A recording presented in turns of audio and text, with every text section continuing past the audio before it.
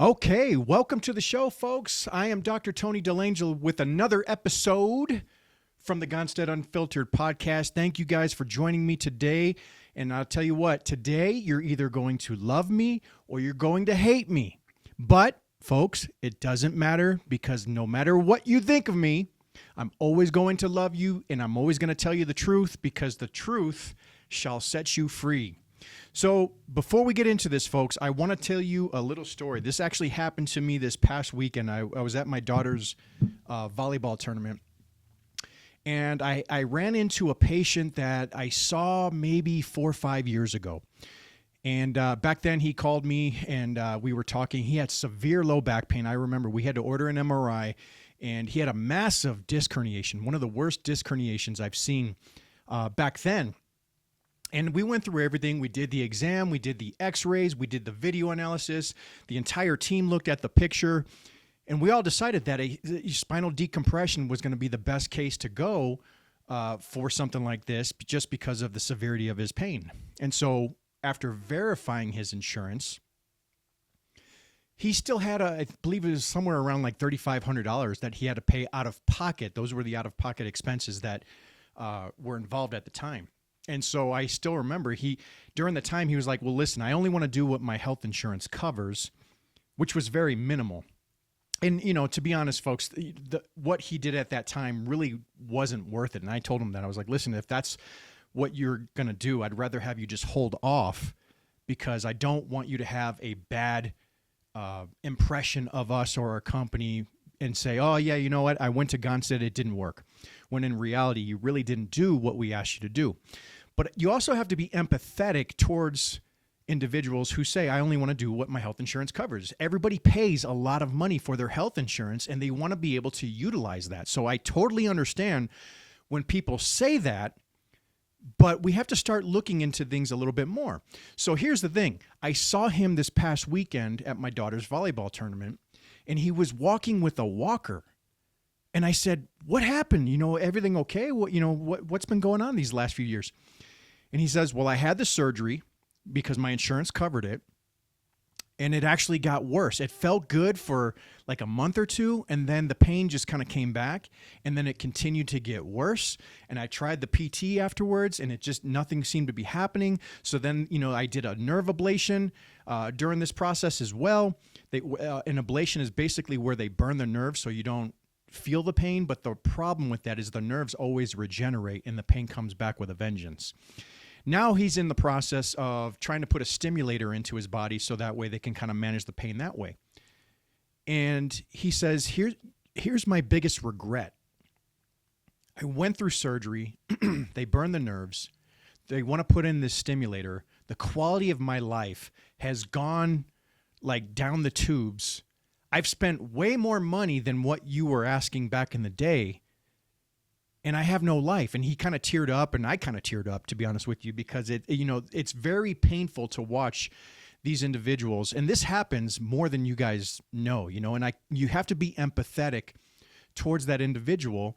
Sometimes there's time constraints. Sometimes there's financial constraints. But the reality is the quality of the life in these individuals, it just goes down the tube.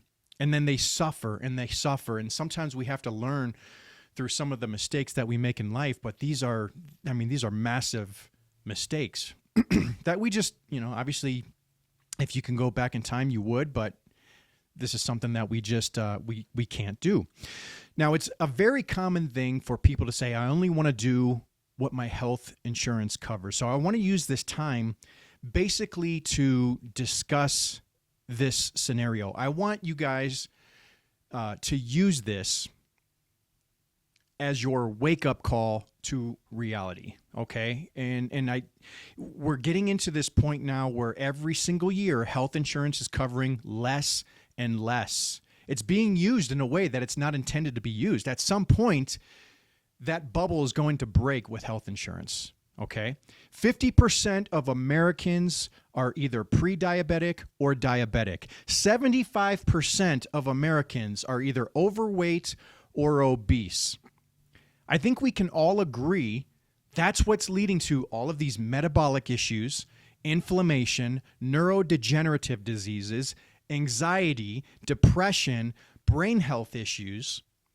It's happening, but how do you, 3/4 of the country is overweight and or obese.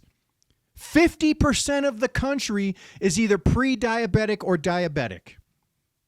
This is getting to a point, there's no way in the world any health insurance company can sustain these conditions. These are long-term chronic conditions that require long-term care. It's going to bankrupt the health insurance companies. Now, what I've seen, I've been doing this now for 20 years. And over that time frame, I've seen health insurance companies leave the state of New Mexico over and over and over. And you got to think about this. If a business, and health insurance, folks, is a business, okay? Whether we like it or not, whether we hate them or not, the reality is it's a business. And in order for a business to stay around, it has to be profitable. Well, the problem is, if 50% of the country is either pre-diabetic or diabetic, or 75% of the country is overweight or obese, and you have all these metabolic issues and all of these chronic degenerative diseases, and the insurance company has to keep paying out more and more money, they're losing profits. So the only way for them to remain profitable is to pass those costs on to you as the patient. So every single year, what are we seeing? Our premiums are going up. Our deductibles are going up. There's less and less coverage because the insurance companies can't sustain that. So everybody gets mad at the insurance company, but it wasn't designed to be used like that in the first place. Think about this, okay? Long time ago, you used to go to your doctor once a year for an annual checkup. You used to go for emergencies. You used to go like if you had major issues, cancers, you were in an auto accident, you had to go to the ER or whatever the case was. That's what insurance is used for. But now that everybody has a chronic long-term condition, how do you sustain that as an insurance company? So the insurance companies, what they're going to do is they're going to look at the state that you're in. Is this state healthy or is it not healthy? New Mexico happens to be 39th in the country in terms of overall health. Do you think there's a lot of profit here as far as insurance companies wanting to stick around when they have to pay for everything? No. And that's the nature of the beast. That's the reality, folks. So what they're going to do is pack up their stuff, no longer cover certain states, and go to a different state that's healthier. So that way they can make more profit. That's the way it works. The problem is, in every single state that we're in now, we're getting less healthy. So you see a lot of these promotions now with insurance companies. Hey, if this company over here offers health insurance for their employees, and you provide incentives to keep them healthy, do whatever you can to keep them healthy, we're going to provide incentives to either pay you as the business or whatever the case is, or provide incentives for the person who's wanting to be insured to try to stay healthy. They're trying to do everything they can to remain profitable. And that's now you see this trend where people are trying to go into wellness because wellness has a different story to it. Wellness will extend your lifespan. It will extend your health span, which I'll talk about. But we have to start looking at this and think, is saying to yourself, I only want to do what my health insurance covers, the right thing to do. Why in the world would you let any health insurance company dictate the quality of your life? That's my question to you.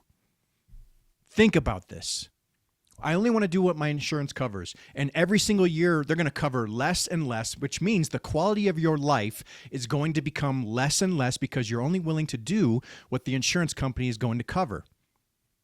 They don't care about you. What they care about are their profits. That's the reality of this. So we have to start looking at our life, at our health, in a completely different manner than somebody dictating the quality of our life. So after reflecting on this, folks, this got me thinking, okay, we have to be very cautious with how we spend our money these days. Everything is going up. Inflation's going through the roof. The cost of food is going through the roof. Everything is going up, okay? So where are we spending our money? Where are people spending their money in their lives where now all of a sudden our health gets put on the back burner because we don't have the finances to take care of our health? Well, when you start looking at this, with AI and all this other stuff, you have all the information that you need at the grasp of your hands, okay? You can get any type of information right now in seconds by using this. So where are people spending their money? Aesthetics is one of the biggest things that people spend money on. You can see your face, people are going to spend money on their face. You can see your body, people are going to spend money on their body. What you can't see is your brain. You can't see your gut. And if people saw the health of their brains, if people saw the health of their guts, I promise you they'd be spending money on that kind of stuff.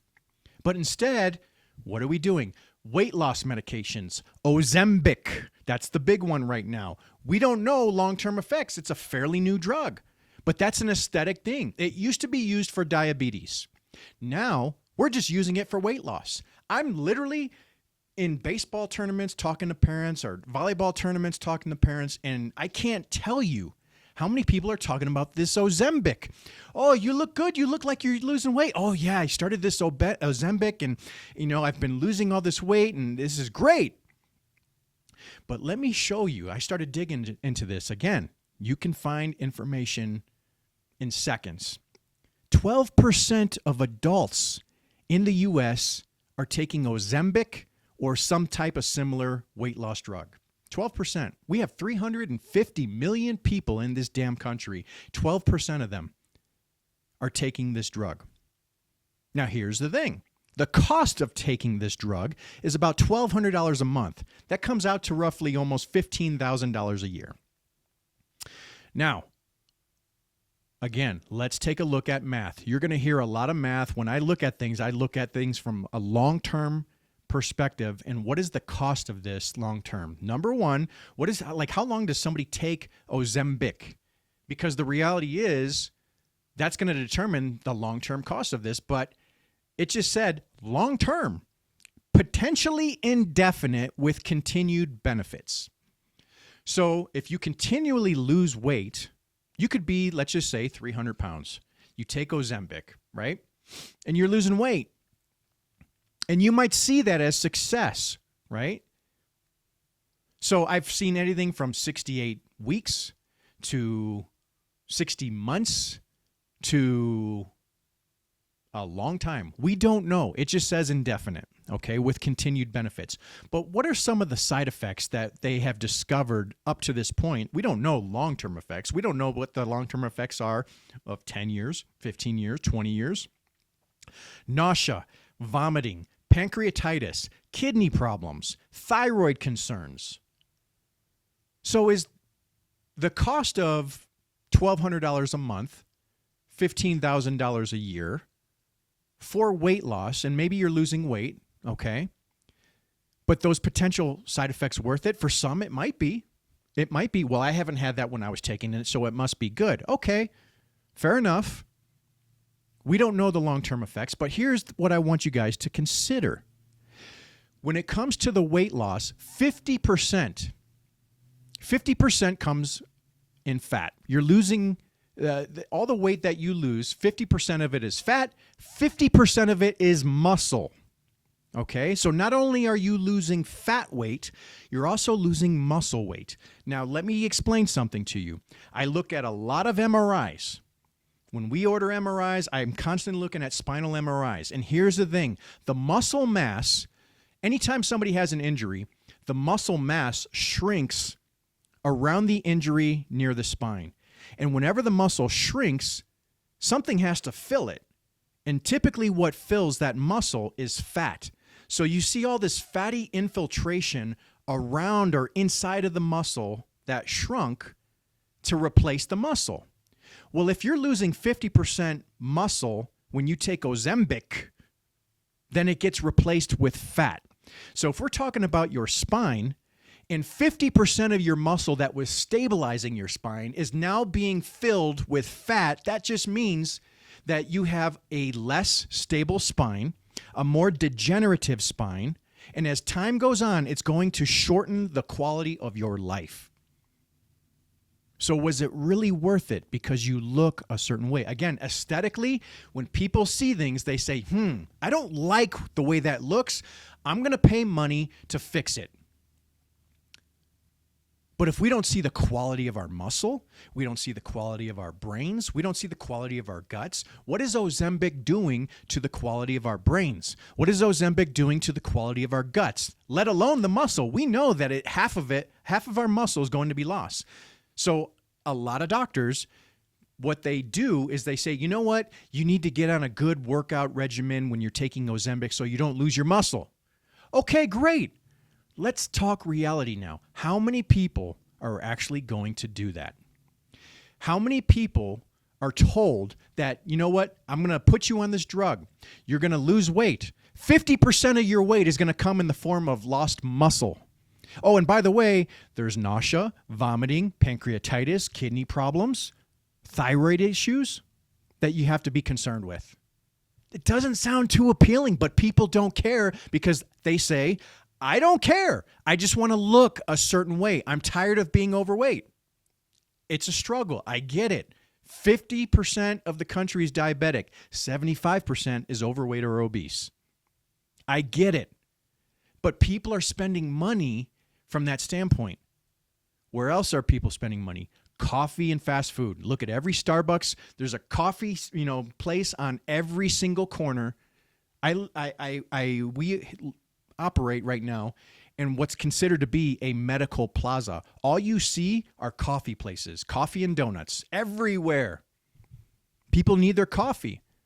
So how much is a Starbucks venti coffee? $3.25. That's roughly $1,100, $1,200 per year, assuming you have one coffee a day. Okay? What could you do with $1,200 per year? Think about that. Fast food, the average cost for one person, one individual, is $37 a week. That's about almost $2,000 a year. The average family, what happens if you have a family? Now, I get this, folks. Don't get me wrong. You got sports, you got all this stuff. You don't want to go home. You got work, you don't want to go home and cook because there's not a lot of time. You're tired. I get it. Trust me. I get it. But if you're doing that for the average family, and the average family is 4 people, that comes out to around $7,000 a year. What could you do with $7,000 a year? But the average family usually eats out 1 to 3 times a week. That's basically that's based off of the data. And in my opinion, I feel like that's probably a little bit that's an understatement. I think that people are eating out more than that. Now let's look at the health insurance costs. Everyone wants health insurance, right? I get it. Trust me. You got stuff that goes on. There's catastrophic stuff that happens. You want health insurance for that. But single coverage for one person, health insurance for the entire year, you're looking at around $8,500. Now, a family of 4, this is what the data shows, it's about $24,000. So we're spending $24,000 a year for a family of 4 to cover things that potentially could happen. Now, let me tell you something. I've got a family of 6. I got 4 kids. So when you do the math on this, it's insane. If you do the math and you're paying for health insurance for a family of 4, okay, I got a family of 6, so I pay more. But if you did that over the course of 20 years, you're paying $500,000 in health insurance. $500,000 in health insurance, okay? Now, I actually did the math on this. How much did I actually pay, or how much did I actually use that health insurance for? Well, I got 4 kids, okay? So how much does it cost to have a kid in the hospital these days? It's about $10,000, $11,000 to have a kid, assuming no complications. Thank God my wife had no complications. Roughly $10,000 to $11,000 a year to deliver a child in the hospital. Well, I have 4 of them, okay? So let's just say that I spent $40,000 on my 4 kids to deliver them in the hospital.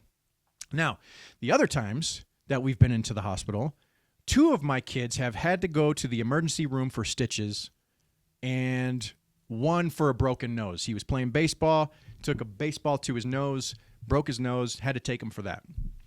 I don't know all the bills to that, but let's just assume that it was $20,000 after coverage. Like, let's just assume it was $20,000, okay? If that's the case, that means that I spent roughly $60,000 to $65,000 in 20 years on medical bills. $65,000. Okay? I've spent $500,000 on health insurance minimum. Okay, family of 4. I got a family of 6, and I've spent $60,000 in medical bills over that time frame. That doesn't seem fair. So where is that money going? It's going to all the other people who have the chronic conditions. We have to consider all of this stuff. I have a high deductible plan myself. It's $10,000. I think I have a $10,000 deductible. And the reason why is because I will gladly pay up to $10,000 for healthcare costs, considering the fact that I've spent 60 in 20 years. So if we got to go, it's usually because of an emergency. Somebody needs stitches or something like that, just because kids are knuckleheads. It doesn't seem fair. And it doesn't seem like a good investment, if you will, okay? Now, where else are other people spending money? Again, we see our faces. So people are spending money on that. We see our bodies. People are spending money on that. When they don't like it, they want to cut the fat out. So liposuction. It's $3,200 per procedure for a liposuction. Breast augmentation, you're seeing that more often. $8,500 procedure. Okay? Now, I've been doing this a long time, folks. The number one issues with breast augmentation, my back now hurts all the time, or I feel like toxic, or I'm getting septic and all these other issues. I can't tell you how many women have come to me and asked for my opinion as if they should get those taken out. They regretted it over the long haul. They calcify. On x-ray, when you see these things, they calcify. That can't be good for your body. But I digress. Now, where else is this happening? Botox, fillers. I can't tell you the ladies, I'm going to pick on you a little bit right now, but you're seeing women in their 20s now doing Botox and fillers. The lips, the big lips and the full lips and all this other stuff. But the problem is they don't stay that way. Botox, $750 a year, assuming that you're getting 3 treatments per year. Fillers in the lips and face, $1,500 a year, assuming 2 treatments per year. Now, when you blow them up, they don't stay like that. They don't stay like that, so you got to do continuous maintenance to keep them like that. If you're in your 20s and you do that for 20 years, let's just say you start at 25, at 45, if you want to maintain that, and I'll tell you what, the skin gets less and less pliable. It gets less elastic the more we age, the more we're going to have to do it. So you see this, 45, 55, 65, I mean, how long are we going to do this? But let's just assume 20 years when we look at all this. And why do I bring this up? Because 24% of the population in America of adults have had some form of aesthetic procedure. There's 350 million people in the U.S. That means that 84 million people have had some type of aesthetic procedure done. So it's worth talking about. Well, what are some other things? What about all of our subscription and entertainment costs? Think about this. Netflix. How much does Netflix cost? $185 a year. Amazon Prime, $139 a year. DirecTV, just the basic package. What was that? A little over $1,000 a year. Okay? Which kind of, like if I was DirecTV, think about that. You got to be concerned if you're DirecTV, especially if you can get Amazon and all these other ones for just a few $100 a year. That seems like they're not going to be sitting pretty here in a few years. But anyways, and then like I told you guys, having a baby, $10,000, $11,000 a year. National average for a vaginal delivery, $13,000. Here in New Mexico, $10,000, $11,000. C-sections, $22,000, $23,000. And you start thinking about all these numbers and saying, man, what are we actually paying for? What does that add up to? So what I did the math on all of this stuff. You're taking Ozempic for 5 years, that's $72,000. You're taking it for 10, $145,000. You're taking it for 20, that's $288,000. What can you get for $288,000 a year? You can buy yourself a home gym. A really nice home gym. A home gym that is better than any commercial grade fitness center anywhere in the country. What about Starbucks? About $24,000 over the course of 20 years. Fast food for one individual, about $39,000 over the course of 20 years. You start adding in more. What about if you had a family of 4? What does fast food look like? Filled with seed oils, filled with rancid oils, filled with all sorts of toxins and grease and crap that's just making us worse. Now, health insurance for a single individual is about $169,000 a year over the course of 20 years. For a family of 4, you're looking at about $500,000 a year. You can buy yourself a home and build a really nice gym in your home for less than that. Botox, $15,000 a year if you had to do it for 20 years. Fillers, $30,000 a year if you had to do it for 20 years. What about Netflix? Well, that's about $4,000 over the course of 20 years. Amazon Prime, about $3,000 over the course of 20 years. DirecTV, about $21,000 over the course of 20 years. And then if you're buying all the processed food, if you look at the standard American diet, we're looking at the standard American diet, processed foods, frozen foods, nothing but junk, you're spending about $300,000 a year. Now, let me break this down for you, okay? Let's take out Ozempic. Let's take out the Botox and the fillers because not everyone's going to do that. What are the more common things? Coffee, fast food, health insurance, Netflix, Amazon Prime, food. If you add those up, you're almost at $900,000 a year over the course, $900,000 over the course of 20 years, okay?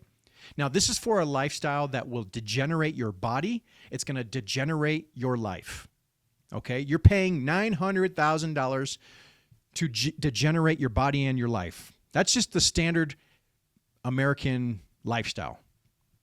Now, let me tell you another way, okay? Let's just assume that you want to build a home gym. And inside of this home gym, you have several pieces of equipment. And I'm going to name off all this equipment, folks, because we have this equipment in our office, and I know the cost of this stuff, okay? And with the cost of this stuff, I also know what it does to your lifestyle. I also know what it does to your health span, okay? So a Proteus machine. A Proteus machine is a great way to take the stress off your joints. You can work in 3-dimensional planes of motion. You can do it, and it's a very functional piece of equipment, and it's going to measure your power and your strength. You can buy that for about $20,000. Okay? Now, a hyperbaric oxygen chamber. You can buy that for about $25,000. A high-powered, high-intensity, commercial-grade PEMF machine you can buy for about $15,000. Now, all the weights and treadmills and equipment that you could possibly put into your gym, let's just say you want to make a home gym, you can do this for about $25,000. And I'm talking high-end stuff. I'm not talking like, you're trying to nickel and dime things. Let's just say that money was not an issue for you and that you wanted to do this. Let's just assume $25,000. Now, let's just also say that you want to add an infrared sauna into your home gym. It's going to cost you about $5,000. And now let's just say that you're getting into cold plunging because you hear all these great things about cold plunging and what it can do for you and your body and your hormones and your mind and your health. It's, a really high-end one, you're going to pay about $10,000. Let's just assume that. Now, we have these Reacts boards in our office, and the Reacts board, basically you stand on this board, and this board is tilting in all sorts of directions. And your body, it's almost like slipping on ice. Your body has to co-contract and stabilize itself while, the environment is constantly changing. So it really helps with neuroplasticity. Neuroplasticity is the regeneration and the formation of new nerves. And so you really start to work on your balance, your proprioception, which is extremely important, especially as we age, because everybody has heard, oh, my grandparent, they fell, they slipped, they broke their hip because they lost their balance. So this is a great piece of equipment that we use, especially for our seniors, to increase their balance, increase their stability while they move. About $20,000 to pay for that piece of equipment. And let's just assume that you had a family of 4 and that you wanted to eat super clean and you wanted to eat nothing but organic foods. Over the course of 20 years, you would spend about $360,000 for a family of 4, eating clean, organic food. So if I add all that up, that's about $480,000 that you would spend over the course of 20 years. Okay? Now let me remind you, the other way that I just told you about, which is what most people have, and which is where most people are spending their money, is almost $900,000. This way is completely different, and you're spending $480,000. Okay? So there's a massive price reduction when you approach it from this standpoint. The difference is what it does to your lifestyle, okay? And the reason why I bring all this up and the reason why I bring up all these pieces of equipment is because this is what it does to your lifespan and your health span. And there's a difference. I need to explain this so you guys understand the difference between lifespan and health span. Lifespan is just the length of time that you live, okay? It's the amount of time you live. Health span is the high quality, disease-free, and how long you remain functional in the time that you live. Okay? So the average lifespan right now is about 77 years old for the average American. Okay? Lifespan, the length of time that we live. Now, the health span starts to plummet in individuals in America at around 62 years old. That doesn't seem old. But our health span starts to decrease at 62. That means that from 62 to 77 for the average individual, they're living a life of suffering. They're living a life of degeneration. They're no longer enjoying their lives, okay? But when I bring up all this equipment, and this is what you can do with information at the snap of your hands now, what does all this equipment, hyperbaric oxygen, PEMF, infrared saunas, cold plunging, exercising for cardio and strength, doing all these different things, using a React board for balance. What does that do for lifespan extension? It's going to add about 10 to 15 years to your life. So we're talking about living into our 90s and 100s. Well, I don't want to live that long if I'm going to be broken down and functional. I agree with you 100%. What does that do to your health span? It adds 15 to 25 years of high-quality, disease-free living. Think about that. That means well into our 90s and 100s, we can have a high-quality life.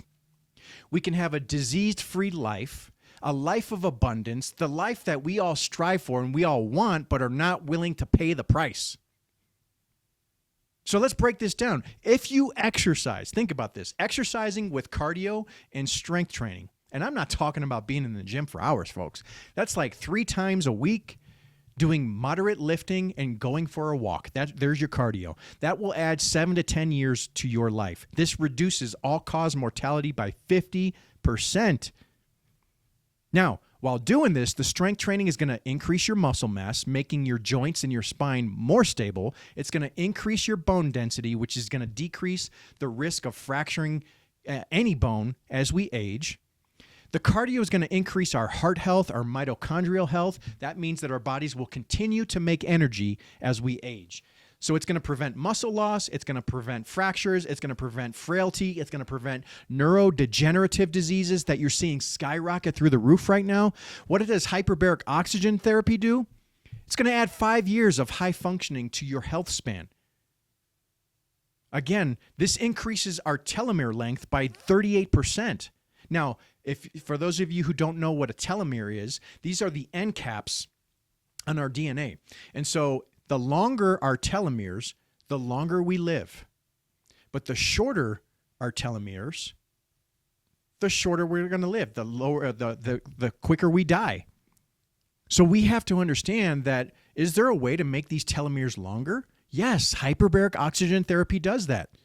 It reverses cellular senescence. What that means is that it's going to reverse old and damaged cells. If your cells become old or damaged, they kind of think of it kind of like the Walking Dead. You have these damaged old cells that kind of float around in your body doing absolutely nothing, and it leads to diseases. But with hyperbaric oxygen, it turns those old, dead, damaged cells, it reverses them and heals them, and it regenerates itself. It is extremely powerful. It enhances wound healing, brain function, mitochondrial health. You have this recipe when it comes to making energy in your body. You need food and all the vitamins and minerals that come from food. You need light, specifically red light. You need oxygen. And if you combine those three things, and you need voltage too, which I'm not going to get too deep in for right now, but if you have those things, your body is going to make energy. The more energy your body has, the more it's going to heal itself, the more abundant you're going to feel, the more energetic you're going to feel. It's the life we all want. But because of processed foods, a lack of exercise, the sedentary lifestyles that we live, just the modern day life, all the stuff that's just damaging our body, we're losing the ability to make energy, and our bodies can no longer heal. Our bodies can no longer thrive. Hyperbaric oxygen fixes all of that. PEMF, pulsed electromagnetic field therapy. Let me break this down very simply for you. What this will do is add 5 years of longevity potential to your life. Why? Because our cells need a certain voltage. Our cells need a certain energy charge. Everybody understands like an EEG is measuring the electrical activity of our brains, or an EKG is going to measure the electrical activity of our hearts. Okay? So a normal healthy cell should be around negative 20 to 25 millivolts. Just to give you some context, a cancer cell is about plus 30 millivolts. In order for a cell to regenerate, divide and regenerate, to repair itself, we have to get to negative 50 millivolts. What does PEMF do? It helps us get to that negative 50 millivolts. So it increases the ability for our cells to regenerate. Why do we never hear of heart cancer? Because a heart always maintains a negative charge. The heart cells always maintain a strong negative charge. So PEMF helps improve that negative charge so we don't ever get that. It reduces inflammation, which is a key driver for aging. It protects neurological health. It reduces cognitive decline risk. It increases energy production and circulation and tissue repair in our bodies. Well, what about everybody hears about cold plunging right now, or heat therapy, right? So because of cold plunging or infrared saunas, that's going to add 5 to 7 years of extended health span to your life. Cold exposure, it activates brown fat. It increases your metabolism. It's going to increase mitochondrial health. It's going to reduce inflammation in your body. Same thing with the infrared sauna. It's going to lower cardiovascular risk by 40% and promotes detoxification in your body. No matter what we do, because of what we eat, breathe, drink, whatever, we have toxins in our body. So we need some level of detoxification. The more we sweat, the more we're going to help that detoxification process. 5 to 7 years to our life, or your health span. Same thing with the Reacts board. That's more for like neuromuscular enhancement. You can even look into things like compression boots. Again, 3 years of improved mobility and functional independence. Now you got some people who, I'll tell you right now, you got some people who they'll say, you know what, I don't care about any of that. I'm going to live my life the way I live it. And if I die, at a young age, I die at a young age, but at least I lived. Okay, fair. If that's what you want, great. That's your prerogative. Great. And then you got some people who are like, what do I need to do to extend my lifespan to the fullest? I want to live until I'm 120 years old, and I want to be fully functional during this time, and I want to live a life of abundance. So you have this spectrum of where people want to live. And I get that. Trust me, folks. Like, here's what I do notice. We see a lot of senior patients. And the one thing they do, or the one thing they always say, is when they're that age, they will give anything to even have 1 day of health. 1 day, let alone, like, could you imagine? And you guys, for those of you who had to take care of maybe your parents or your grandparents, and you see them suffer, nobody wants to go through that. It's like this life cycle where eventually the kid takes care of the parent and they see them suffering for sometimes 20 years. And it's almost like, okay, we're just kind of hoping for them to die because we don't want to see them suffer anymore. So we have to start looking at how long are we going to stay functional with this routine: hyperbaric oxygen, PEMF, cold plunging, infrared saunas, red light therapy, exercise. When you combine those things, you will remain fully functional well into your 90s and 100s with minimal disease, minimal cognitive decline, living a life of abundance, doing things by yourself. Your biological age could be 15 to 20 years younger than your chronological age. That's what we want. But I think we're starting to see the reverse. When somebody is 50, they look like they're 70 sometimes. We can't have that. So again, the average age is 77 years old in America. Health span, the quality of their life, it starts to plummet at 62. It rapidly declines in their 60s and 70s. So for 10 years roughly, 10, 15 years, people are suffering until life is done. Now, if you optimize your routine with all of that equipment, eating clean, doing all those things, you're going to be in your 90s and 100s, and then you're not going to see any, like your health span gets extended till about 95. And it likely remains strong, your health span, in your 80s and 90s and even in your hundreds. There's a book out there, I think it's called the Wealth Money Can't Buy. And I think the author is Robin Sharma. And there was a quote in there. They said, when you're young, you will spend all your time trying to make as much money as possible, sacrificing everything for money. But when you're older, you're going to spend all your time trying to get your health back, even for one day. And that's the honest truth, folks. Like, we see everything from birth to death in our office. And the younger ones, that's, you know what, I'm only going to do what my health insurance covers. I'm only going to do maybe a couple of visits.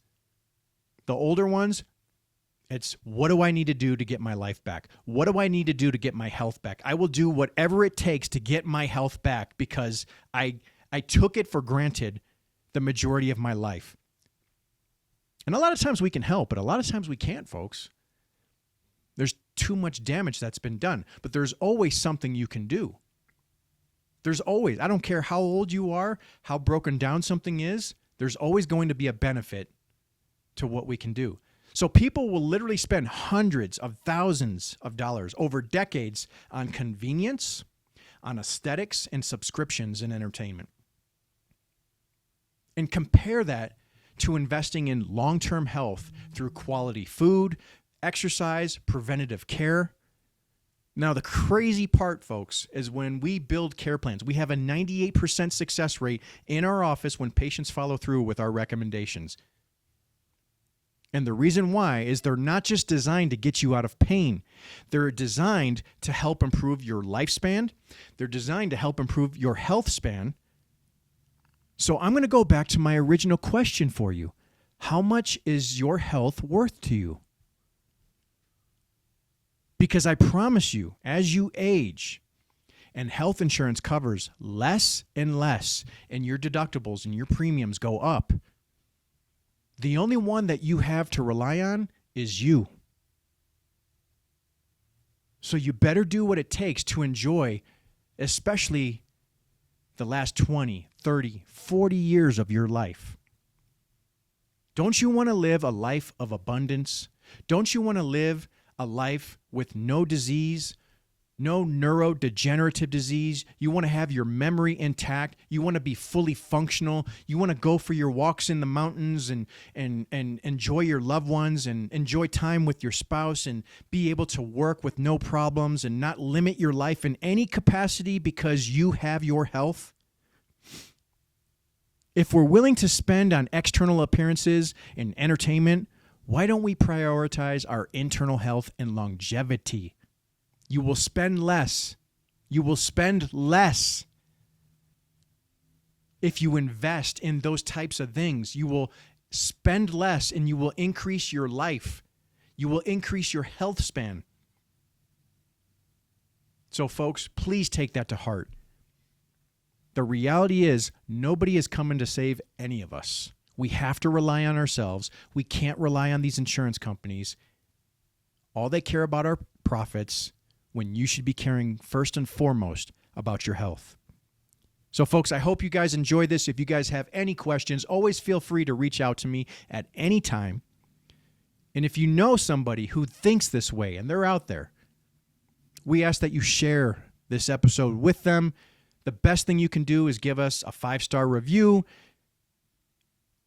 And if you guys have any questions, always feel free to reach out. But until next time, folks, I'll see you then.